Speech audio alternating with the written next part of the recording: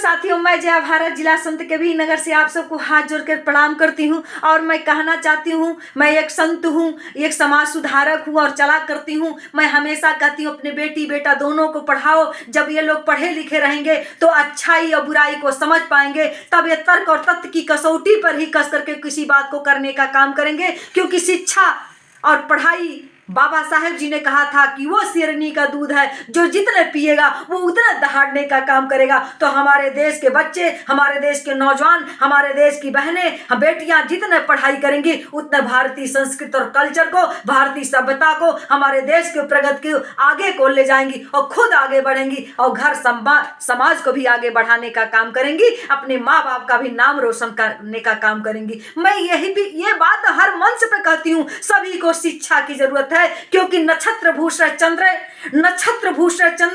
अरे नारी राम भूषण पति, पृथ्व्याम भूषण राजा, विद्या सर्वस्व भूषण। विद्या सभी का भूषण है और सभी लोग पढ़ो। जो पढ़ेगा वही आगे बढ़ेगा। लेकिन एक चीज आज इसी क्रम में मेरे सामने आ गया। मैंने सबसे कहा बेटी पढ़ाओ, बेटा पढ़ाओ, बेटियों को बाहर भी पढ़ने के लिए भेजो।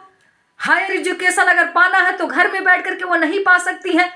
तो कई ऐसी घटनाएं घट जाती है कि बेटियां जब पढ़ने जाती हैं, बच्चे जब घर से निकल जाते हैं, जो माँ बाप उनको पढ़ाई के लिए पैसा भेजते हैं, जो माँ बाप उनको राशन भेजते हैं, जो कमरे का किराया देते हैं, जो पुस्तक देते हैं, जो कपड़े देते हैं, वही माँ बाप को दरकिनार करके ये फैशन चला हुआ है लव मैरिज। जाकर के वहां पर रिलेशनशिप जब थोड़ा हाई हो जाते हैं, आ तो पढ़ाई में पास हो जाते हैं, सर्विस पकड़ लेते हैं, आ तो उसी के दौरान ये लोग लव मैरिज का एक फैशन चला है देश में। और तमाम हमारे धर्म के पदाधिकारी लोग, तमाम हमारे देश की प्रशासन और कोर्ट व्यवस्था, कानून व्यवस्था कहता है ये जायज है। जब माँ बाप विरोध करने लगते हैं, जो माँ बाप ने पढ़ाया लिखाया, तो लोग उनके तमाम सोशल वर्किंग के लोग जाकर कहते हैं कि प्यार किया है, इसका हक है। अब ये युवा हो चुका है, अब इस अपनी जिंदगी का फैसला ये स्वयं कर सकता है। अब आप इसमें बोल नहीं सकते हो क्योंकि ये युवा हो चुका है। बेटी अपनी युवा हो चुकी है, बेटा युवा हो चुका है। तब ये कानून, तब तमाम समाज के सोशल वर्किंग लोग आकर के डिबेट में बैठ करके माँ बाप को ही समझाने का काम करते हैं। मैं पूछना चाहती हूँ कि जब वो पैदा हुआ था और माँ बाप बाहर खड़ा होकर के रो रहा था, जब वो पैदा था और उसको आईसीयू में रखा गया था, तो उस समय वो आप लोग कहाँ थे? जब वो पढ़ाई लिखाई करने के लिए जाता था, माँ बाप ने अपनी गाढ़ी कमाई को दे दिया।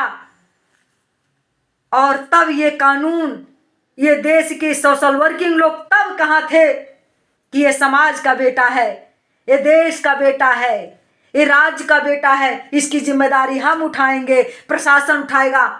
तब आप लोगों ने क्यों नहीं बोला? जब माँ बाप अपनी जवानी, अपने जिस्म, अपनी जिंदगी को मिटा करके उसको बड़ा कर देते हैं, और जब वो कहीं जा करके लव मैरिज कर लेता है, ब्याह कर लेता है, शादी कर लेता है, कुकर्म कर लेता है, तब आप लोग आकर यही कहते हो कि अब तो युवा हो चुका है, इसका हक है, अब ये कुछ भी करे।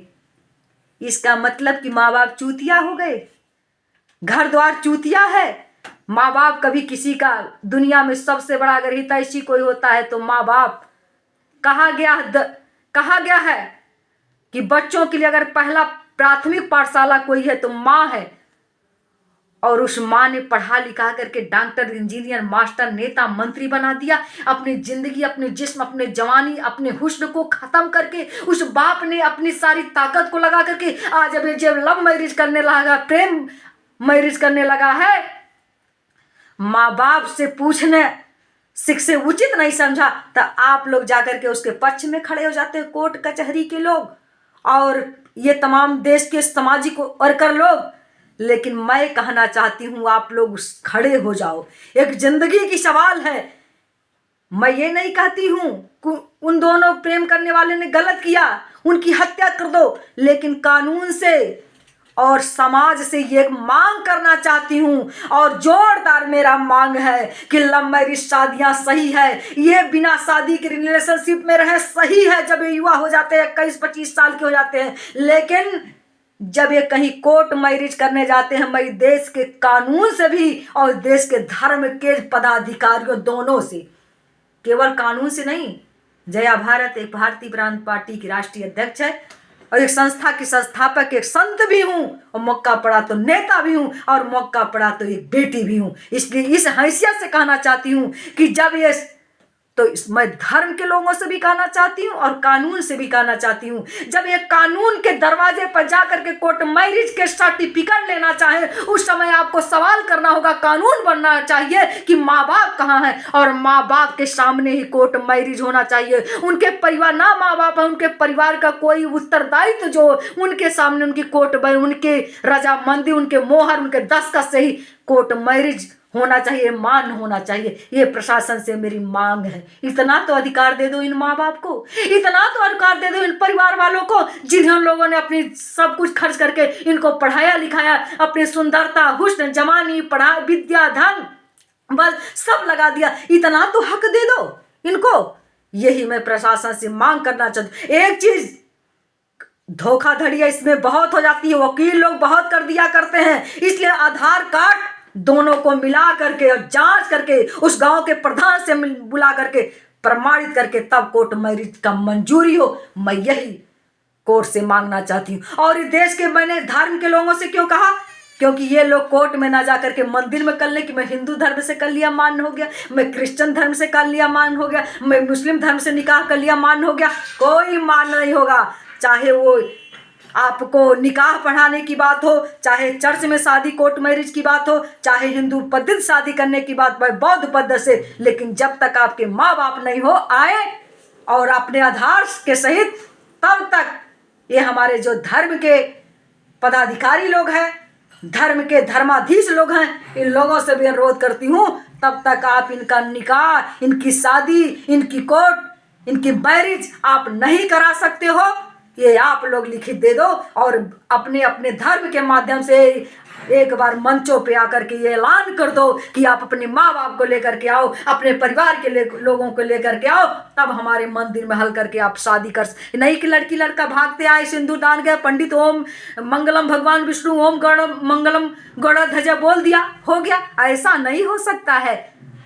जब तक गार्जियन, क्योंकि पिता धर्म पिता स्वर्ग पिता ही परम बलम, पिता धर्म पिता स्वर्ग पिता ही परम बलम, और पिता प्रीत माँ पन्ने पिता ही सर्वदेवता। जब तक माँ बाप सबसे बड़े देवता सामने न खड़ा हो जाए, ये पत्थर के मूर्ति के सामने शादी करने का आपको अधिकार नहीं हो सकता है। मैं आप सभी धर्म पदाधिकारियों से यह मांग करती हूँ और कानून से, प्रशासन से मांग करती हूँ कि आपके कोर्ट में तब तक शादी मंजूरी नहीं होगा और आप ना देने का काम करिएगा जब तक इनके माँ बाप अपने आधार कार्ड के साथ उपस्थित ना हो जाए। मैं यही अनुरोध करना चाहती हूँ और मैं देश की बेटियों और बेटों से कहना चाहती हूँ, अरे पढ़ो लिखो, आगे बढ़ो, शादी विवाह तो तुम्हारी हो ही जाएगी। अगर आप डॉक्टर बन जाओगे, डॉक्टाइन बन जाएगी, मास्टर बन जाओगे, मास्टाइन बन जाएगी, तुम मास्टर हो जाओगी, मास्टर बन जाएगा, अरे मंत्री बन जाओगी तो तुझे बड़े से बड़े लोग तुमसे मैरिज करेंगे। ये लत मरुआ की तरह, ये भिखमंगई की तरह, ये बदतमीजी करके क्या मिलेगा यार। शादी विवाह करो, घर बसाओ, इसके तो मैं पक्षधर हूं, लेकिन माँ बाप को सम्मान को अपने दिल में रखते हुए मैं बेटियों और बेटे दोनों से अनुरोध करती हूँ और प्रशासन से ही अनुरोध करना चाहती हूँ, ऐसा कानून बने जिससे माँ बाप उस शादी में सम्मिलित हों।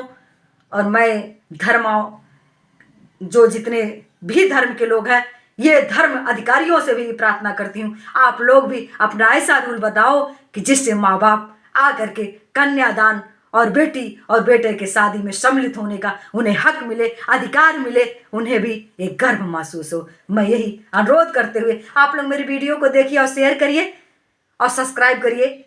आप सभी से यही अनुरोध करते हुए पुनः प्रणाम करते हुए मैं जया भारत।